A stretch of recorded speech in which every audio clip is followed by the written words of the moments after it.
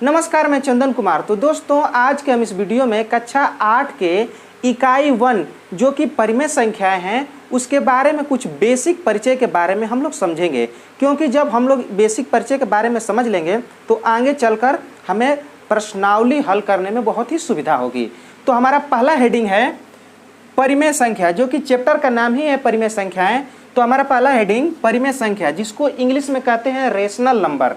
वे संख्याएं जिसे हम P/Q के रूप में लिख सकते हैं उसे परिमेय संख्या कहते हैं, और जहां Q does not equal to 0 हो, ऐसी संख्याएं जिन्हें हम P/Q के रूप में लिख सकते हैं उन्हें परिमेय संख्या कहते हैं। और जहां Q does not equal to 0 हो, अर्थात जो Q हो वो 0 के बराबर नहीं होना चाहिए, उसे हम लोग परिमेय संख्या कहते हैं। जैसे 2/3, यहाँ पे 2 क्या है, P हो जाएगा और 3 का है Q हो जाएगा। P का मतलब होता है अंश और Q का मतलब होता है हर। इसको हम लोग ठेठ भाषा में कह सकते हैं कि वे संख्याएं जिन्हें हम अंश तथा हर के रूप में लिखें और उसका हर 0 नहीं होना चाहिए उसे हम लोग परिमेय संख्या कहते हैं। जैसे 4/5 है, 6/7 है, 8/9 है, -3/4 है, 0/3 है इत्यादि। ऐसी संख्याएं जिन्हें हम P/Q के रूप में लिखें उन्हें परिमेय संख्या कहते हैं, और उसका हर किसी भी हालत में 0 नहीं होना चाहिए। अंश भले ही 0 हो जाए लेकिन उसका जो हर है वो 0 नहीं होना चाहिए। तो ऐसी संख्याओं को हम लोग परिमेय संख्या कहते हैं। दूसरा हेडिंग है अपरिमेय संख्याएं, जिसको हम लोग इंग्लिश में कहते हैं इरेशनल नंबर। वे संख्याएं जिन्हें हम P/Q के रूप में नहीं लिख सकते हैं, ऐसी संख्याएं जिसे हम P/Q के रूप में नहीं लिख सकते हैं उसे हम लोग अपरिमेय संख्या कहते हैं। जैसे पाई हो गया, √2 हो गया, √3 हो गया, -√2 हो गया, -√3 हो गया, 1.333 डॉट डॉट डॉट इनफाइनाइट, 0.0100, 10000, 1 पे बाद 4 0, फिर एक, ये ऐसे इनफाइनाइट तक चलता रहेगा। तो ऐसी संख्याओं को हम लोग अंश तथा हर के रूप में नहीं लिख सकते हैं। तो ऐसी संख्याएं जिसे हम P/Q के रूप में न लिख सकें, अर्थात अंश तथा हर के रूप में न लिख सकें, उसे अपरिमेय संख्या कहते हैं। तीसरा हेडिंग है प्राकृतिक संख्याएं, जिसको हम लोग इंग्लिश में कहते हैं नेचुरल नंबर। गिनने में प्रयोग की गई संख्याओं को हम लोग प्राकृतिक संख्या कहते हैं, अर्थात जिसे हम लोग काउंट कर सकते हैं, गिन सकते हैं, उसे हम लोग प्राकृतिक संख्या कहते हैं। जैसे 1 से लेकर 9 तक, 1 2 3 4 5 6 7 8 9, 1 से लेकर 9 तक की जो संख्याएं होती हैं उन्हें हम लोग प्राकृतिक संख्या कहते हैं।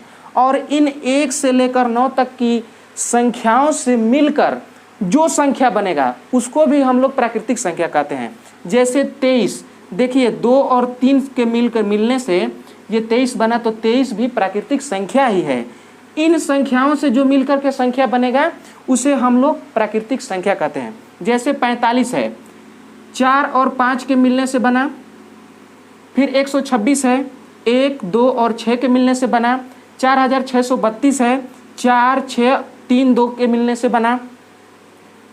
98765 है, तो 9 8 7 6 5 के मिलने से बना। अर्थात इन प्राकृतिक संख्याओं के मिलने से जो संख्या बनेगा उसे भी हम लोग प्राकृतिक संख्या कहेंगे।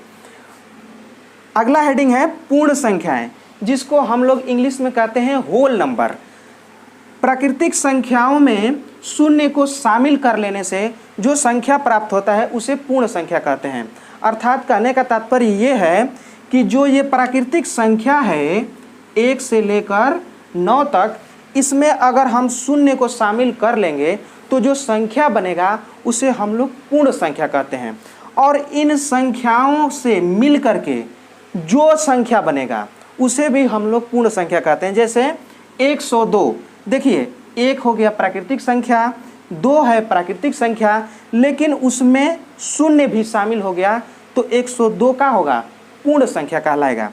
जैसे 50 हो गया, 50 में देखिए 50 में 5 प्राकृतिक संख्या है और प्राकृतिक संख्या में 0 शामिल हो गया तो ये पूर्ण संख्या हो जाएगा। उसी तरह से 803 है, 8 प्राकृतिक संख्या, 3 भी प्राकृतिक संख्या, लेकिन उसमें 0 शामिल हो गया तो वो पूर्ण संख्या कहलाएगा।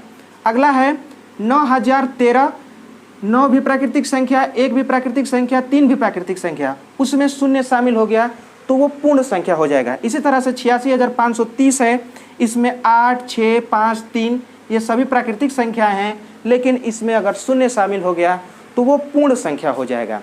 तो कहने का तात्पर्य यह है कि जो प्राकृतिक संख्याएं हैं उनमें शून्य को शामिल कर लेंगे तो जो संख्या बनेगा उसे हम लोग पूर्ण संख्या कहेंगे। हमारा अगला हेडिंग है पूर्णांक, जिसको इंग्लिश में कहते हैं इंटीजर। तो देखिए इंटीजर किसे कहते हैं? प्राकृतिक संख्याओं में धन या ऋण चिन्ह लगा देने से जो संख्या प्राप्त होता है उसे पूर्णांक संख्या कहते हैं। अर्थात जो प्राकृतिक संख्याएं हैं उनमें एक बार धन और एक बार ऋण चिन्ह लगा देने से जो संख्या प्राप्त होगा उसे हम लोग पूर्णांक कहते हैं, इंटीजर कहते हैं। जैसे +1, -1, एक बार धन लग गया, एक बार ऋण लग गया, +2, -2, +3, -3, +4, -4, +5, -5, +6, -6, +7, -7, +8, -8, +9, -9 इत्यादि। अर्थात जो प्राकृतिक संख्याएं 1 से 9 तक हैं उसमें एक बार धन चिन्ह लग गया और एक बार ऋण चिन्ह लग गया तो वो जो संख्याएं प्राप्त होंगी उसे हम लोग पूर्णांक कहते हैं। और पूर्णांक 2 प्रकार के होते हैं। पहला धनात्मक पूर्णांक, जिसको इंग्लिश में कहते हैं पॉजिटिव इंटीजर, अर्थात धन चिन्ह वाले पूर्णांकों को धनात्मक पूर्णांक। अर्थात ये जो धन चिन्ह वाले हैं +1, +2, +3, +4, +5, +6, +7, +8, +9, इन धनात्मक पूर्णांकों को हम लोग अर्थात धन चिन्ह वालों को हम लोग धनात्मक पूर्णांक कहेंगे। और दूसरा होता है ऋणात्मक पूर्णांक, जिसको इंग्लिश में कहते हैं निगेटिव इंटीजर। ऋण चिन्ह वाले पूर्णांकों को ऋणात्मक पूर्णांक कहते हैं। अर्थात जैसे -1, -2, -3, -4, -5, -6, -7, -8, -9 इत्यादि।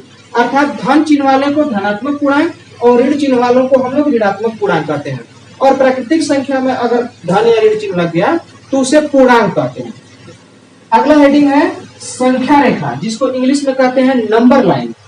तो देखिए नंबर लाइन किसे कहते हैं? वह काल्पनिक रेखा जिसके बाईं तरफ ऋणात्मक पूर्णांक तथा दाईं तरफ धनात्मक पूर्णांक हो और बीच में शून्य हो उसे संख्या रेखा कहते हैं। ऐसी काल्पनिक रेखा जिसके बाईं तरफ ऋणात्मक पूर्णांक और दाईं तरफ धनात्मक पूर्णांक हो और बीच में शून्य हो तो ऐसी काल्पनिक रेखा को हम लोग संख्या रेखा कहते हैं। आई होप आप लोगों को कुछ परिमेय संख्याओं के बारे में बेसिक कंसेप्ट क्लियर हो गया होगा। तो अगले वीडियो से हम लोग इसके सभी प्रश्नावली को हल करेंगे। तो वीडियो देखने के लिए धन्यवाद। मिलते हैं किसी अगले वीडियो में।